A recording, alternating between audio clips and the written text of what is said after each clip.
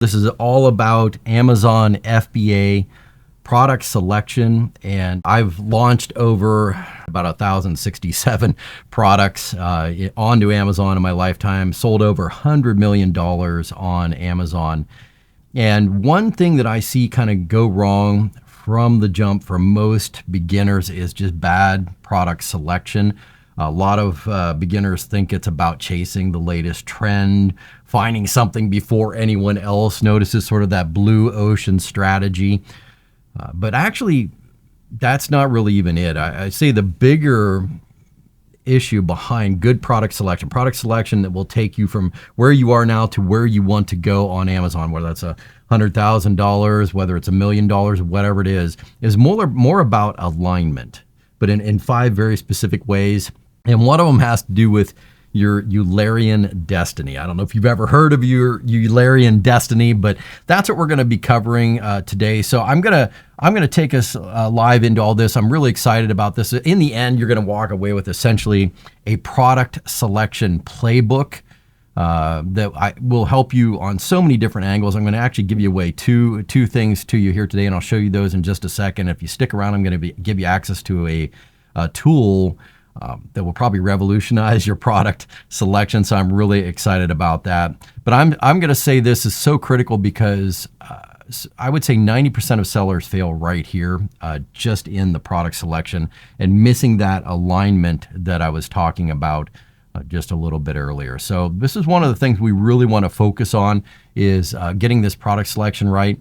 I'm Sean Farrington, by the way. I run Pro Seller Elite. My mission in life is to help 1,000 people get to $100,000 in Amazon sales, their first $100,000 in Amazon sales. So that's who I am. Like I said, I've already sold over $100 million on Amazon. I've launched over 1,067 products. I say that because I actually counted to 1,070 and I still had more to go and I just gave up. So I just call it, I know for sure it's 1,067. It's easy to stick in my mind, and because I'm a marketer, that makes I like the number. So, anyways, it's way more than that, but I know I've done at least that much.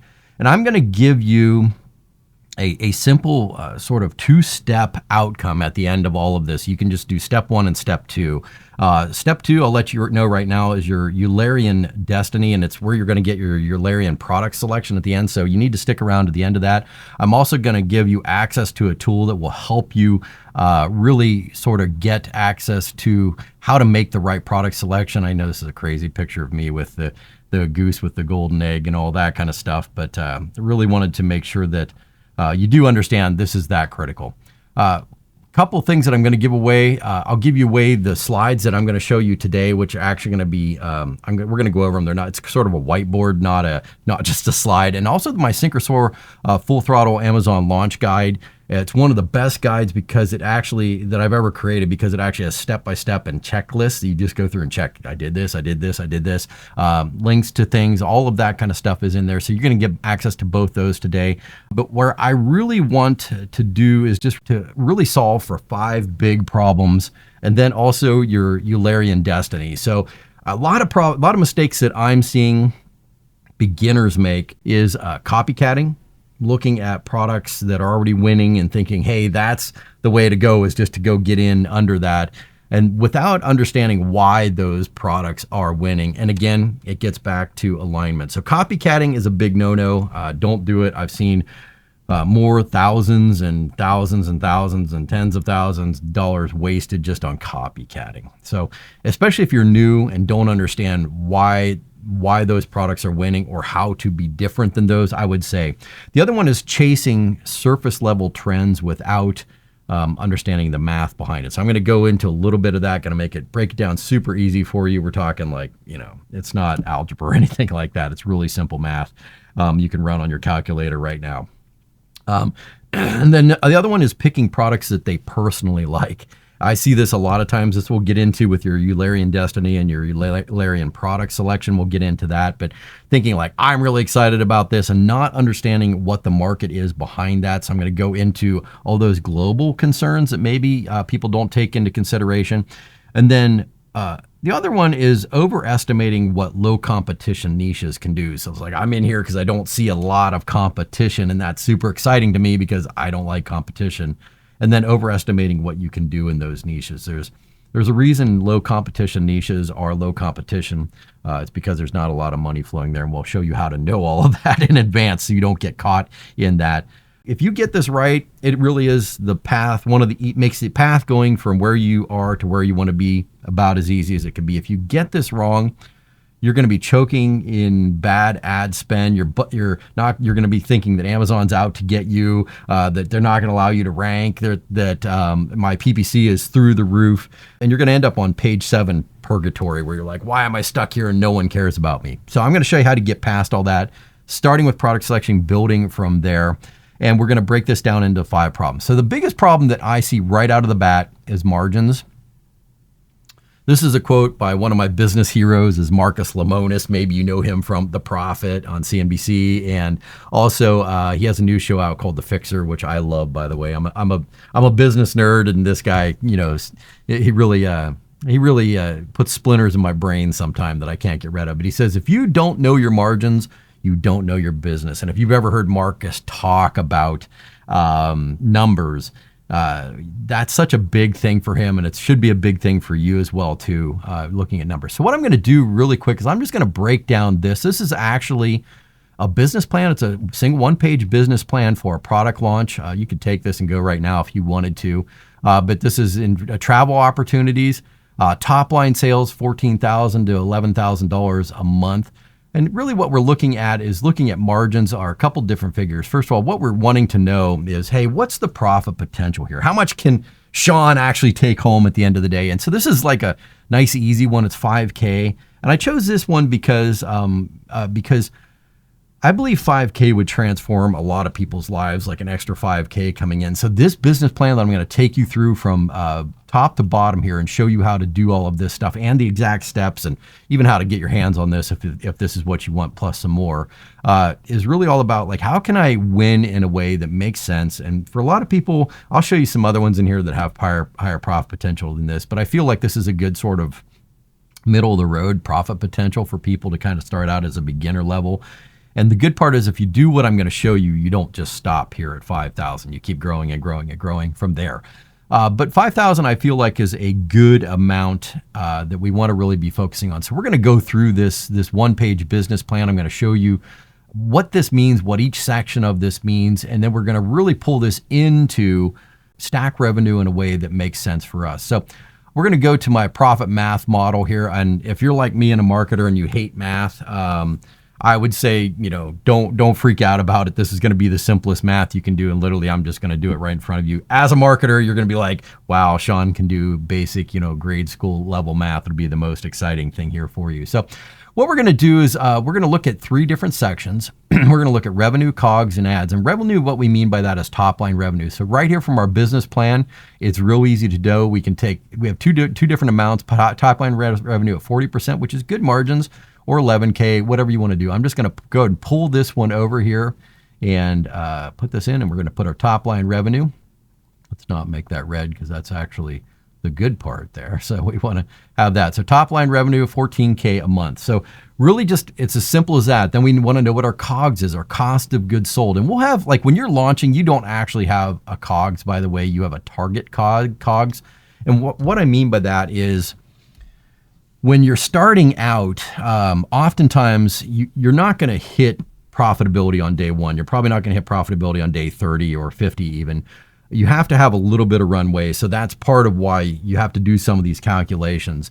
And there's just a time frame where you just have to consider acquisition, customer acquisition as part of your game. You're just gaining momentum. I mean, on the long game side of this, you have like Jeff Bezos, the founder of Amazon, who basically for over a decade said, hey, we're not interested in profit.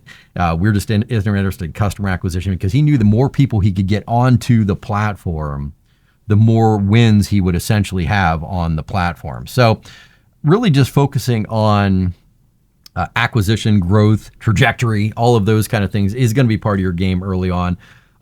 Jeff Bezos says we're not even worried about it because we just want to focus on that acquisition, and shareholders bought into that. So it is not an impossible thing. So we're going to keep our target COGS down here. And the reason I say target is because There will be a time when you can get to this target COGS, but it may not be on day one. That's why I want to put that out there to you and just kind of say, this may not happen minute one, day one of being on Amazon. This may take you a little bit of time to get there and work it down. And some ways you can do that is when you go for your second order and you're buying in larger quantity, you can get it down to $4. And there's even ways to get below this, but I think these are reasonable target COGS, and that's why it's on this business plan. Then the other part we're going to figure is based off of ads. So on ads, you literally can just set a budget, but one of the things we can see right here is on this, we've got down here as a cost per click estimate. If you figure that on sales and figuring out what your percentage of sales are and all of that kind of stuff, even if half of your sales have to come through cost per click, you can figure that. But I'm just going to say, if you want to be super aggressive at this is a super aggressive amount right here. We'll just say $3K a month. All right. And you can set this budget to whatever you want. This is actually speed. Just so you know, you can go slower and have a higher profitability. You can go faster and have a lower profitability. And faster just means spending more ads more wildly, carelessly might be, but we're just going to put $3K a month. And then what we're really going to be looking for here is, how do we calculate this? This is really simple. We just take the revenue minus the COGS, right? So the COGS per number of units sold. So we're just going to say, all right, so 14K plus your cost of goods sold for this is going to be 6K. So if you can get that down to $4 for the amount are sold, 3K per month for ads allocated. You're saying I'm going to allocate 3K a month for ads. And then this kind of 5K left over gets you to why this works and where you get to this $5,000 a month. And when you do that right, you're right within that target range that you want to be in. You want to be at that 40 to 50% margin range. 50 is better. It's harder to get to sometimes, but this is looking at, hey, can I get my COGS down to this point? Now, you may not start here. You may start at a higher amount. You may start at, $7, and go because I only want to buy 100 units and understand that. But my goal is ultimately to work my way down to this $4 figure. So that's really the goal that we want to be thinking of. How can I get this down to these numbers? And you're going for target will get you into that 40 to 50K, 50% margins. So, and I'll just tell you right now, one of the biggest margin boosters that you can do to make sort of levers that you can pull within this equation to make this more efficient. So you're not spending 3K a month, to make this more efficient so you're getting those higher profit margins and your pricing goes up is right here. This one is persuasion. If you understand how to do persuasion correctly, then you can pull these levers better. Because ultimately, if I can persuade more shoppers to buy once they get on my listing, then this can go down. This number can actually be lower because it doesn't take me as much to get a shopper, to turn a shopper into a buyer. It doesn't take me as much to acquire a customer acquisition cost, right? So if I can really work on persuasion and getting that down to where I'm just speaking to people, they're understanding, they're going, yes, I need this product immediately, then this will come down. So in the case of our travel organizer bag, this is a travel vanity organizer we're looking at here. What am I going to do to be speaking to the actual human? A lot of people get confused because they're on Amazon and they're going I need algorithm, I need to get my SEO right. And the reality is you can almost fail at most of that other stuff if you get speaking to the shopper right, speaking to an actual human being right. These things will all sort of start to fall in line for you. We've seen it over and over again. So it's not so much like I'm cranking on the ads lever where I've just got to work and work and work to make that happen. It's not so much that. If you really get this persuasion component really dialed in well, this number will actually come down, be more efficient. Then you can sell more, and then you can start to negotiate for lower cost of goods, and then more of your 14K profit actually gets into this higher 40 to 50K margin range. So that's really what we want to be focused on that. So again, this will go over a lot of that stuff for you. The checklists in here are really sort of good moves, will help you head along that direction. Now, we're looking at 5 problems plus your Eulerian product line. Today, we've already discussed problem one, which is your margins. If you don't know them, you don't know your business. So we just kind of went through on that. Now, one of the next big things, the next problem that I see is not understanding that, you're going to put your product onto Amazon, but just placing your product on Amazon means pretty much nothing. It really does, as far as people actually coming and buying your product. It's kind of like you put your product on Shopify. So what? Now, the advantage over Shopify or your own Wix site of Amazon over any of those options is that Amazon has 70 million shoppers already on the platform today. So there are 70 million going to be on the platform, buying, searching, shopping, all of that kind of stuff today. They already have their credit cards in, locked, loaded, ready to pull the trigger on buying your product. Shopify, you have to go get your own traffic. Wix site, you have to go get your own traffic. So on Amazon, you don't have to do that. But it's a fallacy to think that there's some magic that happens that if I just get my product onto Amazon, then it's all solved. I've done everything. That's not how it works. So one of the things that we have to work through, and one of the biggest issues that we're going to have, is discoverability. And I love this quote by Philip Kotler.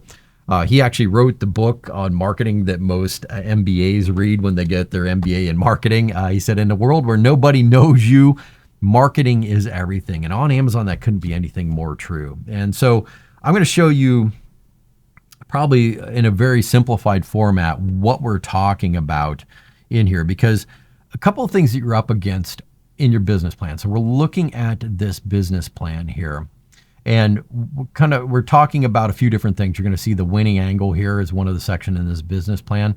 We're going to be talking about a few things. First things are keywords. In case you don't know what keywords are, but people enter in a search into Amazon and certain things come up. So there are two types of keywords. You have your sort of like top keyword, travel makeup bag, which is usually the most short and condensed version of a keyword. The least amount of letters, the least amount of words that describes the product that is top of people's mind. And then you usually have what's called a long tail. And long tails are usually 4 or 5 word phrases. In general, this is the most expensive phrase to fight for, and these are least expensive because there are very few people who actually shop for these. Everyone comes in and starts searching for this one. Fewer people search for these, so you can compete and rank for these a little bit easier. But looking at a cost per click estimate for this product, I can tell you 75 cents is really low. So what does that mean for the business? And we're going to talk about this on the keyword ecosystem map. If we're looking at this like our brand and where we are today and where we want to be, how can we grow over time in a way that really makes sense? So if we just go back and look at our business plan right here, it gives us some of these keywords. So some of the long tails like this one are vanity bag with compartments. So what we can do is just come right over here. We can put this sort of at the beginning of our discoverability. Vanity bag with compartments. So the idea is that you're going to end up starting with a few keywords that are on sort of the lower side, the more easy side, and then you're going to end up progressing towards the ultimate that is going to be your main keyword. So in our case, our main keyword is travel makeup bag. All right. That's our big keyword that we're ultimately going to be struggling for. But there's a pathway that we're going to move forward in discoverability that will allow us to go from something that we can afford to win at and that we can win at rather quickly on Amazon, meaning it's not going to take us $100 million. It's not going to take us even probably $1,000. We can probably win at this in days, maybe hours with this keyword, and we can get up there and start really battling it out. Again, now a lot of this is going to depend on, you get discoverability for that keyword, but can you actually convert? Can you persuade them once you got some visibility for that keyword? I'll tell you a big thing about Amazon is if you can't persuade them, this all goes away. They'll just actually remove this for you. So even if you get visibility on Amazon minute one for this keyword, if you can't keep them engaged, if you can't keep them on your listing and move them from searching to that purchase button to the add to cart button, you're not going to hold on to this keyword. So a lot of components are really critical into that. So that's why that 100K persuasion is really going to be a bit of an incredible thing here too. The other K part is you want to be doing your research in a way that you know what these keywords are. So we know we can start with vanity bag with compartments is one of the ones we can do. And then we're going to sort of move up this ladder as we built out more and more keywords. How do we, what are the keywords that we can have that get us up into a little bit more competitive space and make it a little bit more interesting. So once we move from there, we vanity bag with compartments. Notice it doesn't even talk about travel makeup bag. This is so niche-y that people know what they're buying. They're sort of at the bottom of the funnel where it's like, I'm beyond being aware that I have a problem. I'm product aware and I'm out there actually hunting for a very specific thing. And that's what that is. This one, a makeup travel organizer, speaks a little bit more to the person who doesn't quite understand where they are yet. They just know that I need to organize my makeup. This one is like, I need this with the compartments and I need it to be a bag and all this kind of stuff. So this is going to be a little bit more valuable of a keyword. And then ultimately our big one is this. We want to look up the travel makeup bag. We want to end up from here. So you're going to start on something like this and move in this direction. As you move up, each of these keywords becomes more and more valuable to you, right? So you're kind of increasing your market, you're casting a broader net, you're bringing in more shoppers onto your listing with each of these. Now, there sort of is a corollary to this that goes along with it, in that as you increase up that way, one of the things that also happens is things get a little bit more difficult. This is the difficulty scale. It's really easy to rank for this one compared to how easy it is to rank for this one. This just becomes a little bit more difficult to rank for. And so those are just some of the considerations that you have when you're looking at these. This one pretty easy, not going to take much. It's going to be a little bit more difficult. Once I get up to this and really start competing for this top keyword, it's going to be harder and harder and harder. And so some of the costs that are involved with that when you're looking at this are over here. Some of the costs involved are CPC control. So I really have to control my cost per click. I have to be very vigilant on what's going on, and then you become a little bit better at that as you move along. So again, having a system really works, I think, when it comes to cost per click. Really understanding your PPC in a way that is simple but effective. It can move you forward. Even having some AI-assisted tools can really help with that, with the CPC control. So that's one of the things that you really want to be doing. So CPC control. Then another one is just effort. Honestly, putting forward effort into the work, again, on the stuff that I've already talked about, is doing persuasion right, so that when you pay for them to get to your listing, you're actually converting a shopper, a browser, into a buyer, and they're going to that add to cart button. So these are some of the things, and these are some of the things that make up for why this is going to be a struggle. So it's going to be a little bit more of a struggle that way. Then another big factor is creative, and that's just a term inside of marketing that means images and copy and all those words and pictures and all of that kind of stuff. And then a big one here is testing.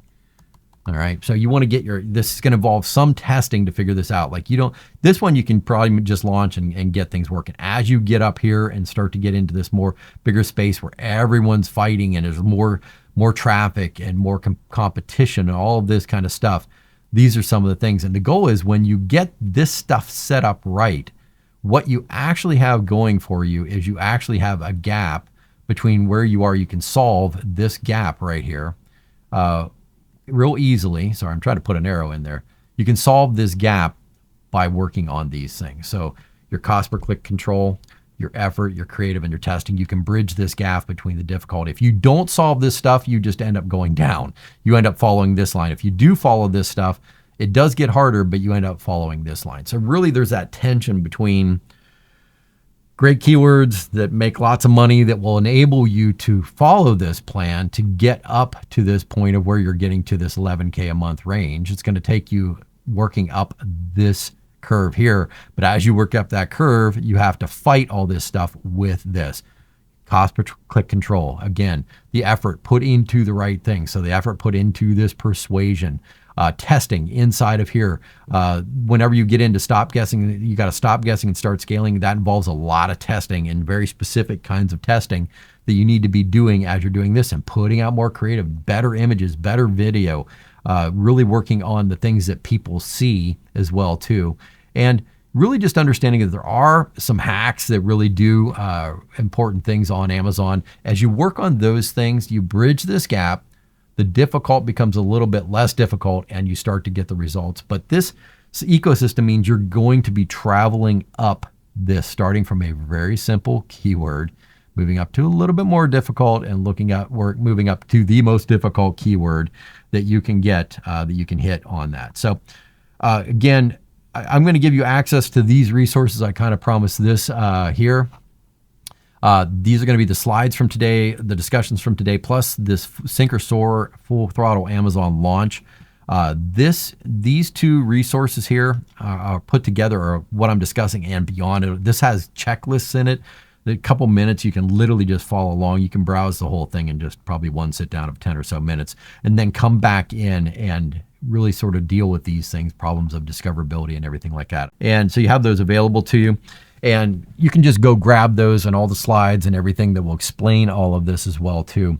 As you're doing that, I want to get on to problem number 3, and this is a really big problem. I don't think a lot of people talk about when they're dealing with Amazon. I think they more think about PPC, which you kind of already covered. This is actually more important. It's called positioning. Al Reese actually wrote the book on positioning. It's called Positioning. And it says, in marketing, positioning is not what you do to a product. Positioning is what you do to the mind of the prospect.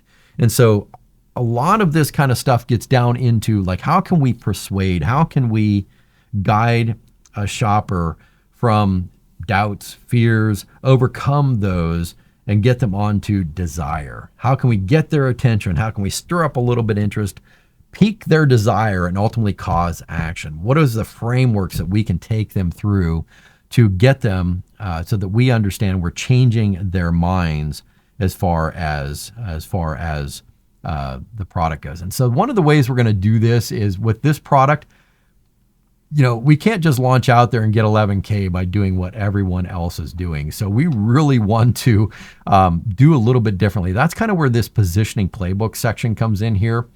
We want to be able to do things differently on with our product and positioning it on Amazon. So a great tool for this is what I call the Differentiation Diamond. And I'm just going to take you through this because I think this is one of the best ways to sort of look at a product from maybe a different perspective. I think once, when we start out with a product, we get really excited about it. We're all into, spending time with manufacturers, discussing what it's made of, the molds and how we put our branding on it and all this kind of stuff. We spend so much time and effort on that and getting that cost to the right point and all that stuff that we're so focused on all those details that when we come to market, oftentimes what we end up doing is thinking about those details and going, our shopper should be just as excited about those details as I am.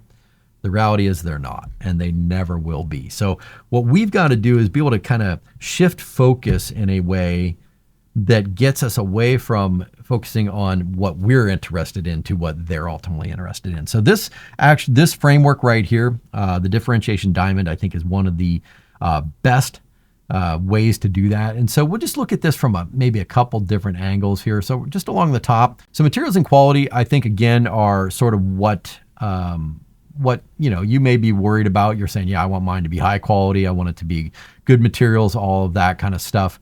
Another one, let's go over here. We'll put this one over here. And this one is going to be features and functionality. Man, you gotta be impressed that I'm spelling this live in front of you and doing it all right. So features and functionality. So this is bundles and packaging.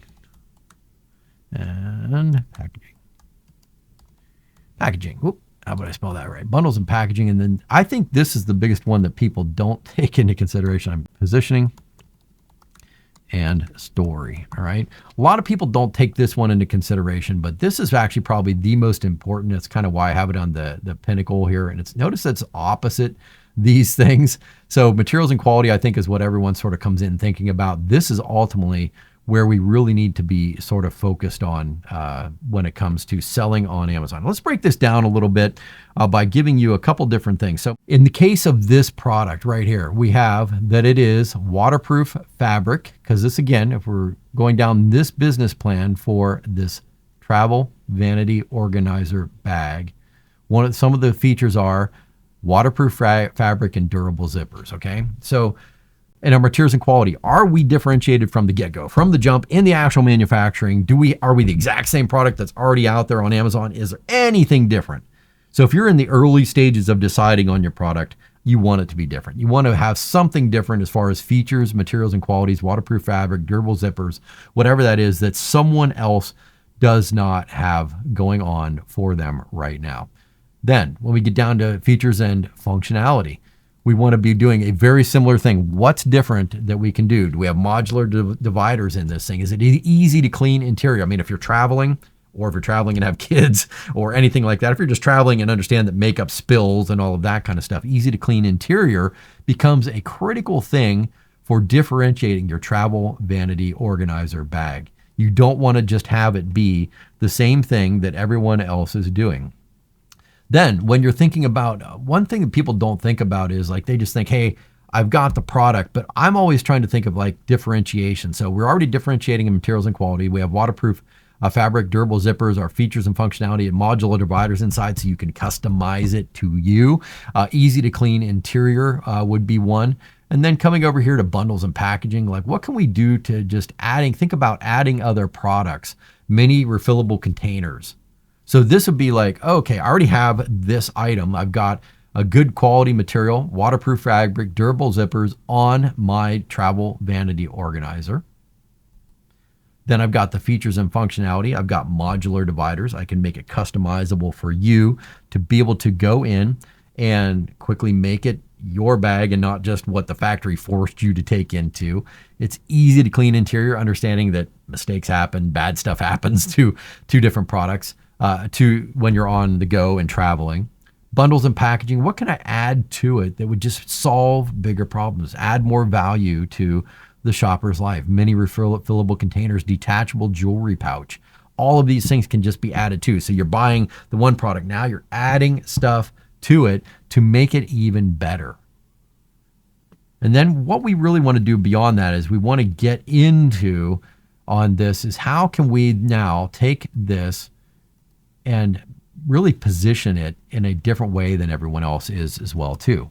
So TSA Ready Freedom. So TSA in the United States is the agency that basically checks you when you're going in to the airport and wanting to check in. So if it's TSA free, regulated, or safe, whatever it is, the Smart Traveler's Choice would be what we're doing. So we're talking about now about positioning. So we went from materials, waterproof fabric, durable zippers, to features and functionality. We have modular dividers, easy to clean interior, over to bundles and packaging.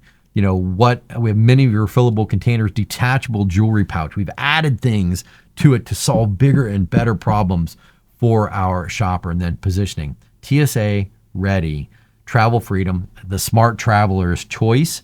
And then we can even, when we're looking at this, we can start going, hey, how can we position this in a way that's transformation? We want to really one of the biggest levers that we can pull in here is sort of our transformation story. How can we really make this different than what it is? So I would say, this is talking about freedom over here. It's talking about travel, just putting all of this stuff together just to start to think about this a little bit different, maybe come up with freedom, and then travel, right? We're putting these ideas together.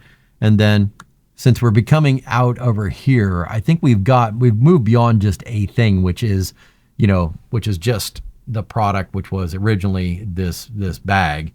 Now we've got pouches, we've got dividers. It feels more like a system. Okay.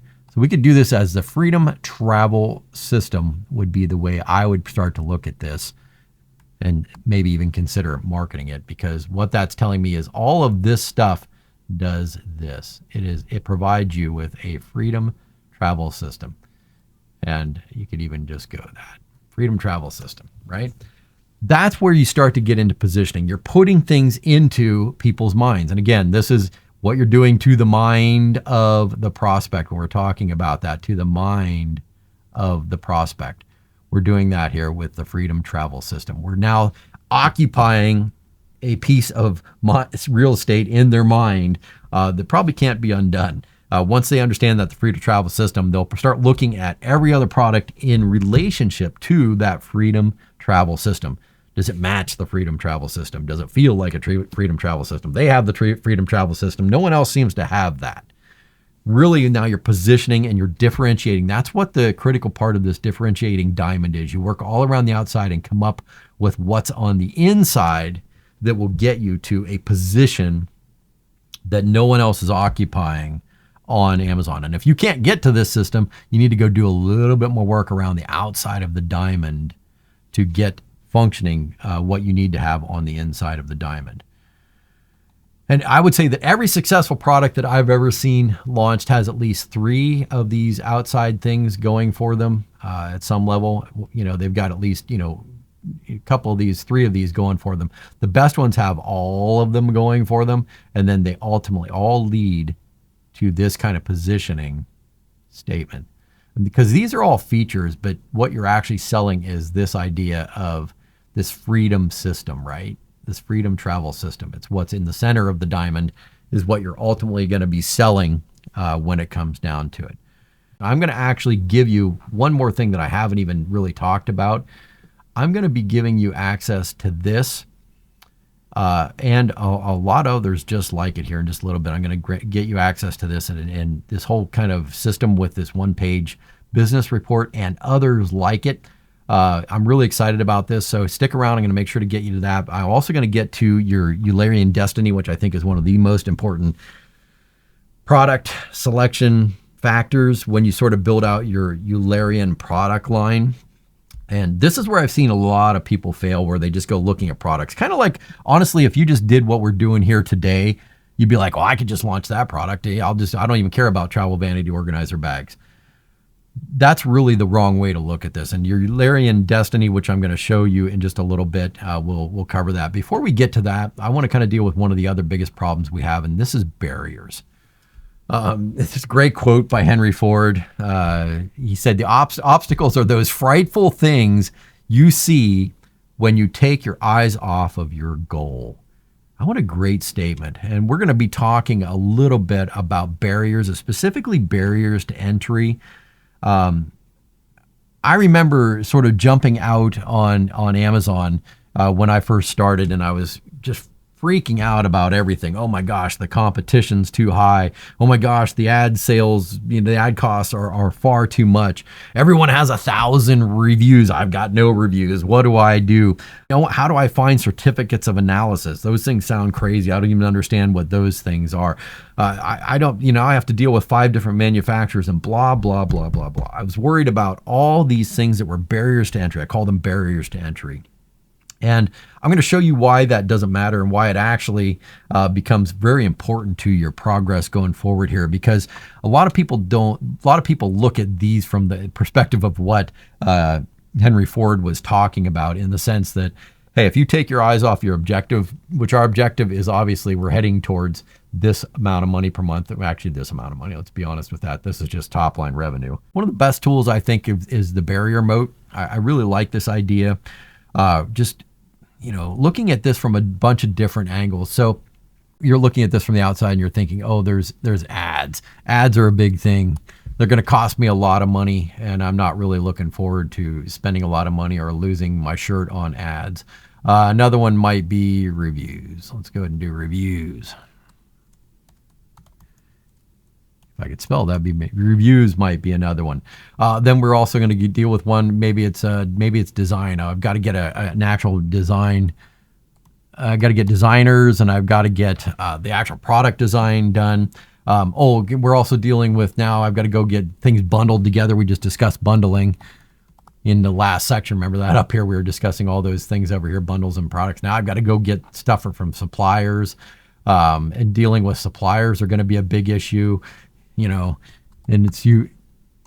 it's like, oh, how do I get to the castle? Because the castle's where I want to be. And I'm just looking at all these issues. And then, I've got to deal with logistics. That's going to be a huge one. What do I do for logistics?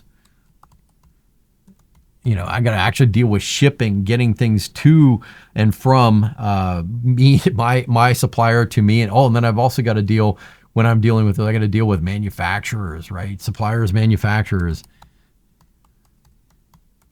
We'll deal with manufacturing. All of these things, you're looking at it from the outside and going like, oh my gosh, this is just so much that I have to deal with, and I'm never going to be able to get to the inside. And you're looking at this going like, I don't know how to get to this, to the inside. These are all huge barriers from me to be able to get to where I want, to where I can own the castle and really sort of move forward. I want to switch this around a little bit. I want you, instead of looking at this from that perspective, I want you to start looking at this from the perspective of you. You're in the castle. You have all the reviews. You have the design. You maybe even have some design patents, right? You have relationships with manufacturers. You know how to bundle from different manufacturers and from different suppliers. You've already figured out how to do ads. You've got logistics down. If you do that, your moat is actually very, very huge. You've got a huge defense that all these beginners out here, these brand new wide-eyed noobs, you know, let's make them a little different color. So let's make them wide-eyed noobs, you know. They're frustrated, like, how am I going to get in there? How do I do this? I don't know how to get in here, right? It's too difficult for them to do it, so they just stop. They quit. They quit too early. This is actually your benefit when you learn how to do all of this stuff in the right way, when you learn how to get reviews in the right way, or better yet, when you learn how to sell where you don't even need reviews, where you can do that. And you'll become this guy right here in the middle that's happy, right? Oh, I kind of undid my happy guy here. You'll become this guy in the middle that's happy. When you have this is how you build a brand. When you get this stuff squared away, this is how you build a brand. You get your ad cost under control, and you have a barrier to entry in a competitive niche. This is what you actually want. This is not the bad stuff. This is the good stuff that you actually want for your brand. The solution to this is having a very simple system that gets you to where you want to be. So for me, honestly, it's just a very simple system that you can start at one point. You progress through each step along the way. How do I persuade them? How do I talk to them and make them make sales? How do I actually deal with increasing what I've already got as far as sales? How do I deal with Amazon ads? Once you figure out, have a system for all of this stuff, this becomes your moat. You're on the inside now. You're the one in control of the castle. You're the one that everyone's looking at that castle going like, I envy that castle, but I just can't do it because I don't know how to do all of these things that are on this, so I'm not going to do this. So the best way to deal with all of this stuff is a very simple system where you start at one place, you progress through to the next, to the next, to the next. Having a very simple system is the best way to kind of get all of this kind of stuff. And you actually do want this. You do want to have a moat of some kind where you've built up. So don't be afraid of products when you're sitting here going like, oh, these have a lot of reviews. These are barriers to entry. Like, oh, this has a competitive space, right? But there's lower competition if you push through because, again, not everyone can do this. Not everyone can push through to get this. This guy's already given up just because he hasn't even dealt with his designer and he's already freaked out. You're going to obviously not know everything. You're going to feel like a fraud along the way. But if you have a very simple system and you follow a very simple system, you can actually push through all of this stuff, and then you own not only the castle, but you own the moat, and your moat becomes bigger and bigger and bigger each time you progress down that line. So when you're looking at barriers to entry, you actually want these. You actually want to have barriers to entry that are going to work for you, and that way you can do what's going to come next. This is brand expansion, because ultimately, we want to be able to go from where we are to where we want to be. So in brand expansion, a brand is no longer what we tell the customer it is, what the customers tell each other it is. This is Scott Cook talking about that on brand expansion. The idea of what we want is on a brand expansion, you want to have what's called a brand ladder. So if we're just sitting here at the beginning where we sort of are now, we want to be able to move up and to the right progressively, systematically, profitably, right? We want to be able to move in a way that will take us from where we are to where we want to be. This is, basically this is your whole goal here is to be able to move, and that involves expansion. So the idea of this is going from down here, you're going from product one, a couple different ways to do this, but this is the biggest one, product one, entry, right? All right, that's sort of product one. And then we go over here. And then we go to product two, right? Product 2, mid-tier, right? Then product 3 or and 4 and beyond. And then we could go even, product 4 and beyond is all your top tier stuff. You're finally getting a brand, right? So what we want to do is be able to move progressively for plus, product 4 plus, and moving onwards. The idea is you're going to be able to expand out in a way that moves you from 1 product to 2 products to 4 products. So what I mean by that is if you're sitting here looking at this and going, yeah, I like the idea of a travel organizer vanity, you don't want that to be the only place. That's why down here at the bottom, we talk about this idea of travel accessories portfolio, including toiletry kits, packing cubes, mini garment steamers, TSA-friendly refillable bottles. All of that stuff gives you a brand that can grow. If you kind of are down here, the other option is to be where it's going to be sort of a flatline brand where it's like, I just pretty much stay the same forever and ever. This is a 1 product brand down here. You don't want to be sort of in this 1 product brand. You want to be able to expand out and be able to move forward and build a ladder from 1 product to the next, to the next, to the next. So you've got to be thinking, a lot of this is thinking in terms of, you're going to probably hear me say this a lot, solving bigger and bigger problems is going to be the path forward for how to do that. Solving bigger and bigger problems is what you're going to be looking at. So we start off solving 1 problem, we move to 2 problems, to 4 problems, 10, 12, 14, 20, all of that kind of stuff. Whereas this guy is going to stay here with 1 product brand and they're going to be stuck there for forever. Now, one of the things I like about this is I kind of promised you a tool that would help you move forward on this. That's what this is right here. I'm showing you this right now. I call this my product vending machine. Literally, I'm going to give you access to this where you can kind of jump in and look at it. But there are so many products that you could launch within this, on this little business plan. This is a 1-page business plan for this travel vanity organizer, and it's not meant to stop you here. It's actually meant to be able to move you on to other things and build a brand around it. So you actually have like a whole path forward that you've got going for you. And when you're in product selection, this kind of stuff really matters. Another thing that really matters, I'm going to give you access to this in a second here, but one of the other things that really matters is TAM. A lot of people don't take into consideration the total accessible market. What we're talking about here on TAM is total accessible or addressable market. You could talk about it in 2 different ways, but the idea is that we want to be able to have a market that's in the billions. You always want to be able to have something that has a B in front of it, not an M for millions. You want to be able to have something that grows and can grow and grow over time. And so whenever we're looking at this one, 52.8 billion gives us access to that entire market. We definitely want to have a market that can do something like that. So 52.58 billion on this market. So these are some of the factors you want to have. This will give your brand the ability to grow into something because there's already people spending $52 billion on these products every year.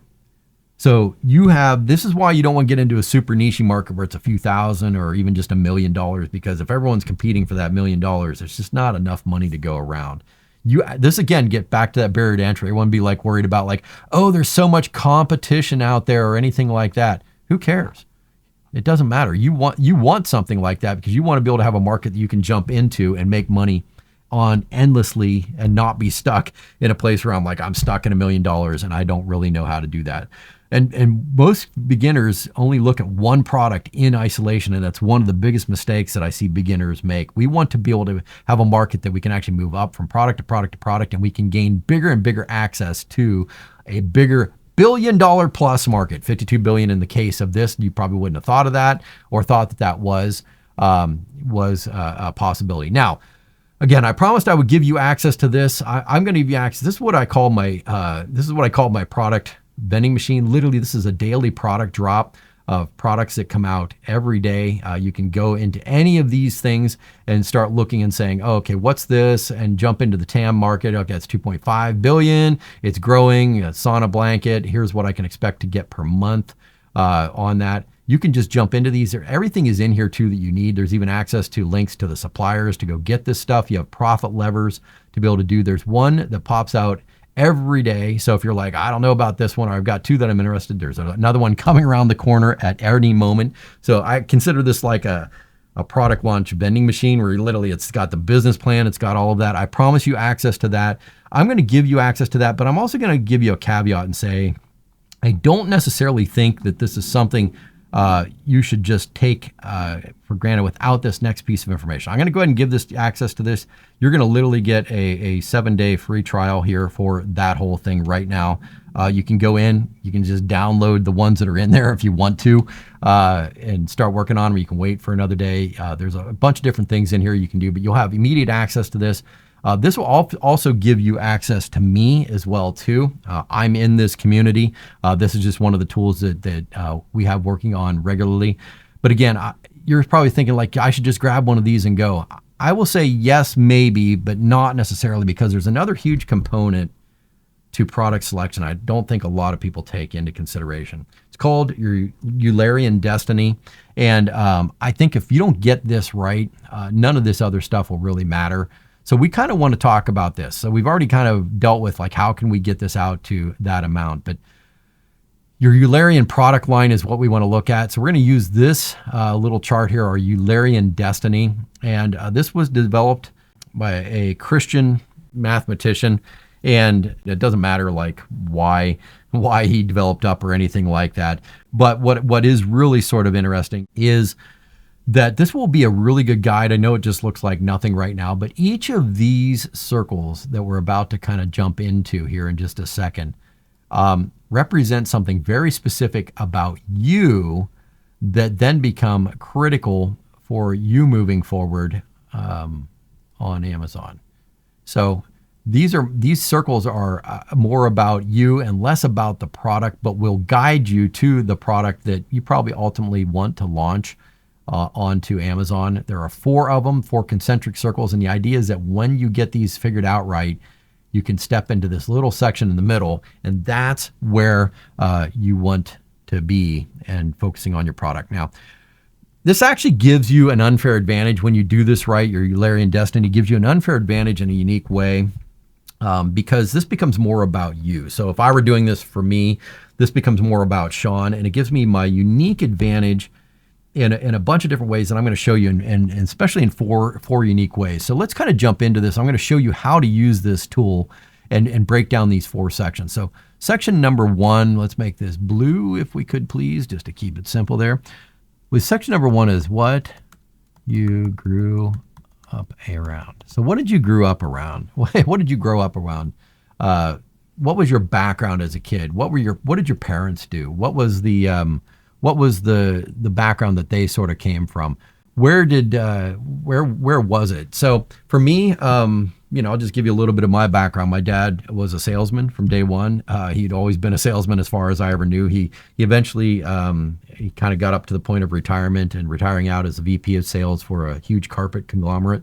And so I was around sales from day one. I understood sales. I understood marketing. I saw him doing ads, writing out ads and approving the copy for the ads that went before they went out the next day on the paper and all of that kind of stuff, and faxing it over to the newspaper to have that. So if I were to say, what did Sean grow up around? That's the kind of stuff that Sean grew up around. Then I would also say in another way, hey, what do strangers say about you? What do strangers say about you? So this could be anything. If you're sitting there going like, some stranger says about you, like, hey, you're really good at thinking through projects logically. You're a really good engineer. You're really good, all of that kind of stuff. You start to pull in some of these things. One of the reasons I'm doing what I'm doing right now is because a lot of people said, hey, you have a voice for radio, which I kind of figured was an insult to my face, but it helped me to understand that maybe I ought to be doing something where I'm speaking a bit more. Maybe it could be for you that everyone says I'm a great artist. People just love when I draw things or when I mold things, when I do all these kind of things. So what do strangers say about you? And then this other quadrant down here, a very critical quadrant.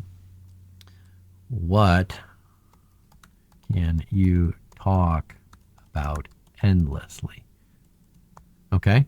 Now, this is kind of what I want to say this with a caveat, because a lot of people go like, I can talk about golf endlessly, and I can talk about race cars endlessly. Like I could probably talk about race cars, or I could talk about guitars endlessly. But amazingly, I could talk about that. But this is why this is so critical, because I could talk about guitars endlessly, and I'm a nerd on guitars and pedals and playing and all that stuff. But we know what strangers don't say about me is I'm a great guitar player. They don't say that. So just having this kind of background really starts to bring things into a line, especially this last one here. When you're talking about your Eulerian product destiny, you're going to want to really keep this in your mind. Last 5 to 10 years of experience. Okay. Now, why this is so critical is when you align all of these things up, you can really start to see like, hey, I'm beginning to understand sort of where the sweet spot for Sean is, or for you is. You know, hey, where is this spot where they sort of all overlap? You know, and what I see is one of the biggest reasons I bring this up is almost for the negative portion of it. I get people coming to me as like, I'm super excited about, I'm super passionate about like wine products and all this kind of stuff. But, you know, they grew up around medical stuff. Their dad was a doctor. Their mom was a dermatologist. What do strangers say? They say they're really good at your job doing the medical stuff. Last 5-10 years of experience, I've been a travel nurse for this kind of stuff. What can I talk about endlessly? Meaning, if the president of your country pulled you right in front of them and said, hey, I need you to tell me 20 minutes, give me a top level discussion on this topic, you may be nervous because you're in front of the president and everyone's staring at you, but you could talk for 20 to 30 minutes nonstop on that because you have deep domain expertise. So what area does all this cross over? And so if I see someone that has all that and say, yes, but I want to launch a wine product, I get a little nervous about that. Like, I don't know that that's the best thing. So you really want to look at, what did I grow up around? Okay. My dad was an engineer. What do strangers say about you? I'm really good at math. The last 5-10 years of my life, I've been an engineer. What can you talk about endlessly? Engineering. Should I go into arts and crafts products? Unless I'm engineering them, maybe I could go into something that solves problem with engineers, or anything like that. So you really want to be looking at this holistically. What does your product selection, and then you can come over here and go, okay, if I'm an engineer or if I'm in the medical field, does this opportunity, whatever that one we were on, the travel opportunity, look like the best one? Maybe what will be better is a blue light therapy, because I have a medical background. I understand this. If they ask me questions about labs or stuff like that, yeah, I can do that, no problem. And it's got, 30 some billion in TAM, in total addressable market. So the Eulerian destiny will be what helps guide you on your final product selection. You get all of these things sort of going together, and then you really get a system. So really what you want to do is sort of map this out for you. Again, I've made all this available inside of this, so you can actually just fill out your Eulerian destiny. And then the other thing that's going to give you too, if you want to, there's a second link in there. You get a free 7-day trial for this, which is the Pro Seller Elite. Again, my goal for Pro Seller Elite, help 1,000 people get to 100K on Amazon fast. That's my mission. And that's my mission for Pro Seller Elite, to be able to do that as quick as possible. So inside Pro Seller Elite, you're going to get access to all of this that I already had. So you literally have one of these coming out a day. The other thing you actually have too is daily layers. So if you're kind of in that stuck place where like, I don't know what I need to do next, literally these layers, you can actually jump into one of these and knock something out in 10 minutes a day that will actually start moving you ahead on Amazon. Plus, the big one is you've got all this training. You finally have a system where you can go start at the beginning. You literally just go from one to the next and continue on. Each of these are trainings that are done by me. So in here, when we go into this, it's how to do all this. You have downloadable templates and templates. I'm even doing the homework along with you, so you get to follow along. It's training by me live on the video. I guess it'd be closest to being live.